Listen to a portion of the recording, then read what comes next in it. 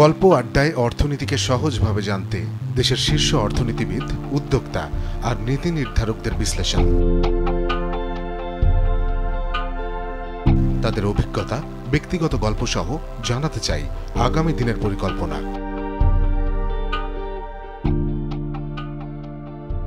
আর্থিক খাতে প্রচুর সংস্কার হবে, আসলে কতটা বাস্তবায়ন করতে পেরেছে? আমরা চেষ্টা করছি ব্যাংকেরটা মোটামুটি খারাপ ব্যাংকগুলোকে আলাদা করে রেখে অন্য ব্যাংকগুলো কাজ করছে। এখন রিসেন্টলি ব্যাংকের সংস্কারটা হচ্ছে।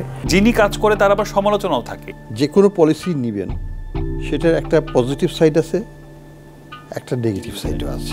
বাণিজ্যের লেনদেনে ভারসাম্য এসছে, রিজার্ভ বেড়েছে, মূল্যস্ফীতি কমেছে, ব্যাংকের রক্তক্ষরণ বন্ধ হয়েছে, সবই বলছেন, কিন্তু আমার তো কোনো ব্যক্তি পর্যায়ে বা পরিবার পর্যায়ে তো স্বস্তি আসেনি।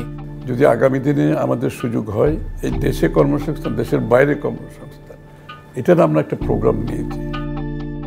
সাপ্তাহিক আয়োজন দেশ বাণিজ্যের আলাপ দেখবেন প্রতি শুক্রবার রাত 10টায় শুধুমাত্র দেশ টিভিতে।